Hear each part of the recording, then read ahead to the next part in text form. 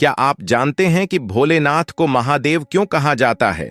शिव, जो संहार के देवता हैं, वे महादेव कैसे बने?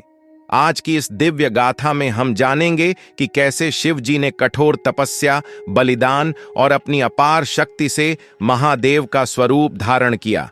शिव जी की उत्पत्ति का रहस्य वेदों और पुराणों में छिपा हुआ है। कई मान्यताओं के अनुसार वे आदि और अनंत हैं, अर्थात जिनका कोई आरंभ नहीं और कोई अंत नहीं। वे स्वयंभू हैं, जिन्हें किसी ने उत्पन्न नहीं किया। वे सृष्टि के आरंभ से ही हैं। शिव जी को त्रिनेत्रधारी कहा जाता है।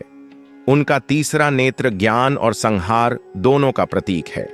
उनके शरीर पर भस्म, गले में सर्प और सिर पर गंगा बहती है। लेकिन शिव केवल संहार के देवता नहीं थे, वे त्याग और तपस्या की प्रतिमूर्ति भी थे। उन्होंने हजारों वर्षों तक ध्यान मग्न रहकर साधना की। हिमालय की कठोर सर्दी में बिना किसी वस्त्र के, बिना किसी भौतिक सुख के, वे केवल आत्मज्ञान में लीन रहे। यही तपस्या उनकी महादेव बनने की ओर पहला कदम था। ब्रह्मांड की सारी शक्तियां उनके पास आ गईं और वे सर्वोच्च दिव्यता प्राप्त कर चुके थे।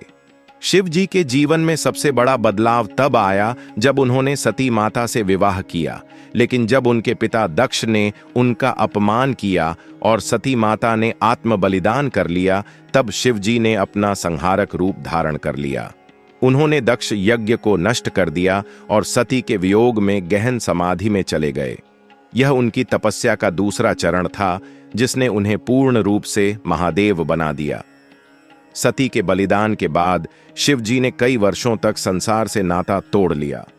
लेकिन जब पार्वती माता ने जन्म लिया और कठोर तपस्या कर शिव जी को प्रसन्न किया, तब शिव जी ने उन्हें अपनी अर्धांगिनी के रूप में स्वीकार किया। यहीं से शिव और शक्ति का मिलन हुआ और शिव जी ने महादेव के रूप में अपनी भूमिका को और मजबूत किया। जब जब संसार में अधर्म बढ़ा, शिव जी ने अपनी संहारक शक्ति को प्रकट किया। चाहे वह समुद्र मंथन में विषपान करना हो, त्रिपुरासुर का वध करना हो या फिर भस्मासुर को समाप्त करना हो, हर बार शिव जी ने अपनी महादेवता को सिद्ध किया। उन्होंने संसार को यह संदेश दिया कि सच्चा देवता वही होता है जो त्याग, तपस्या और न्याय का मार्ग अपनाता है। शिव जी का महादेव बनने का सफर हमें यह सिखाता है कि सच्ची शक्ति केवल बाहरी बल में नहीं, बल्कि आत्मज्ञान, तपस्या और त्याग में है। यदि हम शिव जी के बताए मार्ग पर चलें, तो हम अपने जीवन में भी दिव्यता प्राप्त कर सकते हैं।